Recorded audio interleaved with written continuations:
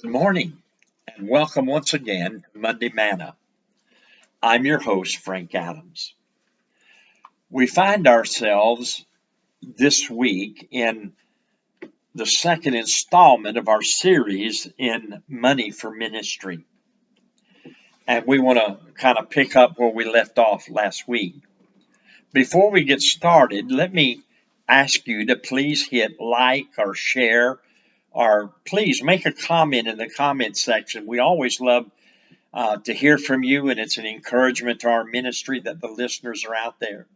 So make a comment and subscribe, and we appreciate it very much. The series that we're doing here over the next several weeks is taken from a book that I've written entitled Money and Ministry. And that's available to you on Amazon. If you just go to Amazon Books, type in Frank Adams, you'll be able to order that book if you'd like to have a copy of this in your own library. So we're talking about money for ministry. And we talked last week about Jesus' ministry was supported by the free will offerings of the people. And several women were named in Luke 8, along with many other people who actually provided from their substance for the ministry of Jesus.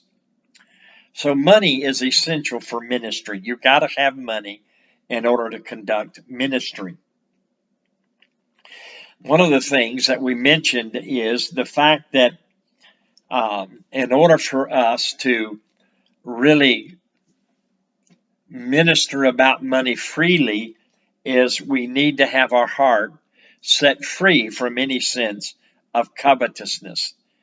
And covetousness will hinder that. Love for money is one of the essential requirements of those who are involved in ministry. And Judas, who was the treasury of Jesus and the apostles, his heart was filled with covetousness. He was the treasury of the ministry, but he stole and used the money that was in that ministry for his own interest. But money is essential for ministry. And we talked about some people avoid speaking about money because they don't want to be associated with a prosperity gospel. But I remind you that the opposite of prosperity is not poverty, but the opposite of prosperity is sufficiency. And God gives his people a spirit of sufficiency in all things at all times, so that they can have a sufficiency for every good work. So leaders must be free from the love of money. Last week, we began talking about money talks. And we had indicated that money speaks clearly, it has a voice, and is not silent. And we talked about the testimony of money concerning the individual. And money speaks volumes about the heart condition about the individual. Secondly, today I'd like to talk about how money talks about the church corporately. When money talks, it speaks volumes concerning the church corporately. Churches have reputations that they are known by. Sometimes the reputation is not an accurate portrayal of the church's true condition. Money reveals the true content and character of the church corporately. Two examples will illustrate the accuracy by which money speaks concerning the church. The Bible says in 2 Corinthians chapter 8, it speaks of the churches of Macedonia who were commended by the apostle as an example of generosity. The churches of Macedonia were the recipients of God's grace that enabled them to manifest generosity and joy while they were personally experiencing great trials and deep poverty. The trials and poverty they were experiencing did not close their hearts and hands and did not diminish the level of their joy in God. Contrast the Macedonian churches with the church at Laodicea. Some 30 years removed, money speaks with such clarity concerning them, and it is very effective as a diagnostic tool. Jesus says of the church at Laodicea, "Because you say, I am rich and have become wealthy and have need of nothing, and you do not know that you're actually wretched, miserable, poor, blind, and naked." What one thinks money says about the church and what money actually says about the church can often be at odds. The Macedonians were in poverty and great trial, yet they were viewed as rich in grace. While the Laodicean church was known, or rather thought of themselves as being wealthy and needing nothing, yet according to the diagnosis of Jesus, they actually were in poverty. What was actually true of the Laodicean church is given, as we mentioned in verse 17, "You're wretched and miserable, poor, blind, and naked." Money is used as an accurate diagnostic tool for the spiritual condition of your church.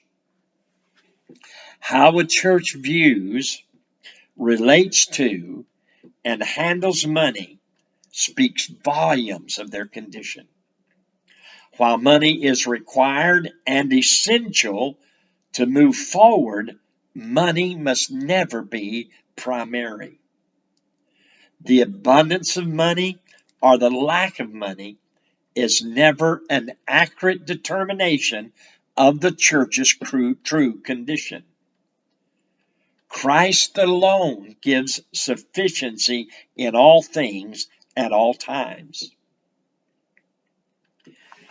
When money speaks, it not only speaks of the individual, speaks of the church corporately, but money speaks volumes about leadership in general. When money talks, it speaks of leadership in general. A critical area of leadership is a church's financial well-being. A leader's failure in the area of finances will generally spell failure in elsewhere or in other places. However, success in the area of finances will spell success in many other areas of the church. Any failure by leadership in the area of finances would be felt through the entire organization. It is the leader's responsibility to assure the church's health financially. Favor and support will be given to the leader, viewed by the people as solving financial issues for the church. When leaders are viewed as contributing to the woes financially of the church, then support for that leader will evaporate like a fog on a hot morning. The counsel of Jesus to the first apostles and leaders is critical for leaders today. Be wise as serpents and harmless as doves. Jesus put his apostles through many situations to teach them trust and competency in the area of financial provision. Money has a lot to say about the leader and about their ability. Bob Beal, in his book on leadership confidence, says that 60 to 80% of the success in any business is attributed to three factors: having clear direction, having the right team, and having sound finances. The leader of the congregation is responsible for assuring sound finances in the church.